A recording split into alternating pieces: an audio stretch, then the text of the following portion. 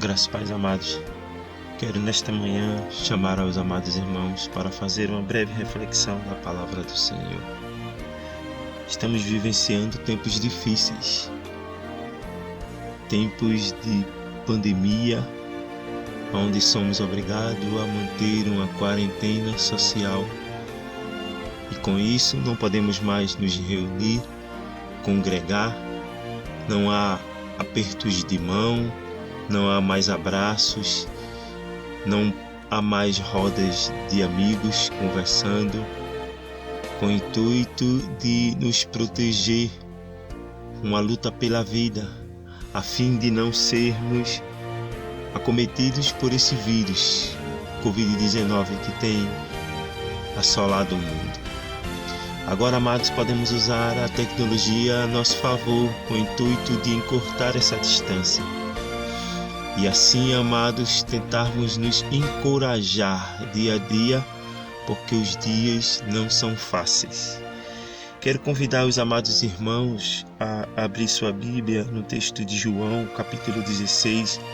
Estaremos lendo alguns versículos. E o título da nossa pequena reflexão nesta manhã é Vencendo as Aflições da Vida. Jesus falando para os discípulos lá em João, capítulo 16, o versículo 20. E especialmente estaremos tratando do versículo 33. Jesus ali, amados, alerta aos discípulos acerca das coisas que estavam para acontecer. E isso é importante porque estamos vivendo os dias mal. O texto, amados, nos diz o seguinte, versículo 20. Digo que certamente vocês chorarão e se lamentarão, mas o mundo se alegrará. Vocês se entristecerão, mas a tristeza de vocês se transformará em alegria. Versículo 25. Embora eu tenha falado por meio de figuras, vem a hora em que não usarei mais esse tipo de linguagem, mas falarei abertamente a respeito de meu Pai.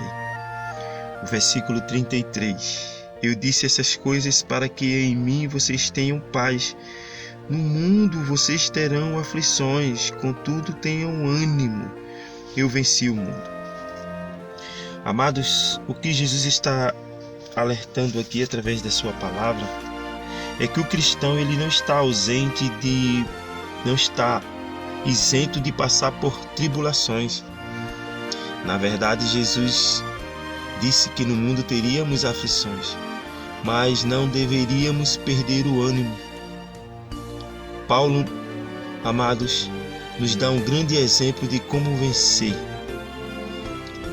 as aflições dessa vida. Lá em Atos capítulo 27, ele nos ensina que na tempestade precisamos olhar para Deus e não para as circunstâncias. Deus, ele é maior do que as circunstâncias. Mesmo quando as coisas parecem perdidas, Deus pode irromper na nossa tragédia e mudar o cenário da nossa vida. Ele ainda transforma deserto em mananciais e o vale da derrota em vale de bênção.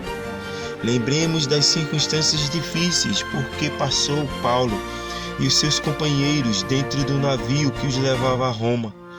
Conforme descrito em Atos capítulo 27, esse episódio nos recupera diversas verdades, mas quero apenas citar duas nesta manhã. Primeiro, amados, na tempestade encoraja as pessoas. Leia lá Atos 27, 21, 22. Quando toda a esperança se dissipou, Paulo se posicionou como um agente da vida. Ele não ficou dizendo, eu avisei. Bem feito. Agora estamos perdidos, agora vamos morrer todos, agora vocês se virem. É fácil pisar em quem já está caído, amados. É fácil esmagar a cana quebrada. É fácil atar mais um fardo de culpa sobre aquele que já está derrotado pelas circunstâncias da vida. O apóstolo Paulo procurou uma alternativa para mudar a crise. Na tempestade, não procure culpados. Procure solução. Todo problema traz uma semente de vitória. Deus não nos desampara. Amém? Ele está conosco. Paulo disse: porque esta mesma noite um anjo de Deus, de quem eu sou e a quem sirvo, esteve comigo dizendo: Paulo, não temas. E agora ele encoraja aquele homem dizendo: olha, portanto, Senhor, esteja de bom ânimo, pois eu confio em Deus que sucederá do modo que me foi dito. Ele estava levando uma palavra de encorajamento, uma palavra de esperança, e ao mesmo tempo estava trazendo aqueles homens, levando-os a adorar a Deus, o qual é o Criador da vida. Segundo ponto, amados, que podemos entender aqui e observar: na tempestade abra os olhos para a intervenção de Deus. Leia Atos 27, versículo 23 e o 26. Quando você estiver na sua noite mais escura, pensando que está sozinho, lembre-se que Deus está com você.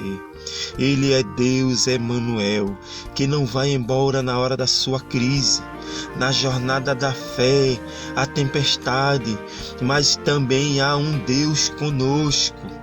A fornalha ardente, meu amado, mas há dentro da fornalha o quarto homem.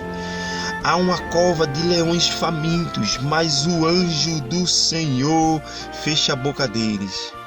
O Deus a quem servimos é o nosso escudo. Ele é o guarda de Israel. Ele não dorme, ele nem toscaneja. Seus olhos atentos, suas mãos estendidas, seu coração aberto. Ele envia seus anjos para nos proteger. O que nos ameaça, amados, se acha fora, e aquilo que se acha fora do nosso controle está literalmente debaixo dos pés do Senhor. As aflições do tempo presente podem nos afligir, podem até tentar nos derrubar. Mas, amados, o apóstolo Paulo afirma que as aflições deste tempo presente não se compara com a glória que em nós há de ser revelada. Romanos 8, 18. Isto significa que, apesar das cruéis perseguições, das tribulações, das aflições, sejam elas de ordem natural, tsunami, inundação, enchentes, deslizamentos de terra, terremoto, seja ela, amados, na área econômica, desemprego, diminuição de patrimônio, falência de empresa, ou, amados, na parte física, doenças psicossomáticas, depressão, câncer e outras.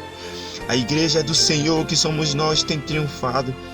As portas do inferno não podem prevalecer contra ela e contra nós. É dito, amados, que as aflições do tempo presente não se comparam com a glória a ser revelada em nós. E aí, irmãos, eu quero chamar você para ler 1 João capítulo 3, versículo 2, que nos diz algo muito importante. Ele diz: olha, amados, agora somos filhos de Deus e ainda não se manifestou o que havemos de ser, mas sabemos que quando ele se manifestar, seremos semelhante a ele, pois o veremos como ele é. Essa é a nossa maior esperança, amado. Desta feita, as aflições do tempo presente jamais podem abalar ou desestimular o futuro glorioso da igreja do Senhor. De forma firme e resoluta, Paulo pergunta: quem nos separará do amor de Cristo? Romanos 8, 35 e 39. Pela resposta desse servo de Deus, nada o abalaria. E esta deve ser a posição de cada cristão genuíno. Em qualquer época, amados, nós precisamos entender que Deus está no controle de nossa vida. E nada, irmãos, creia nisso, nada nos separará do grande amor de Deus, revelado em Cristo Jesus. Que o Senhor Jesus nos abençoe e nos guarde. Amém.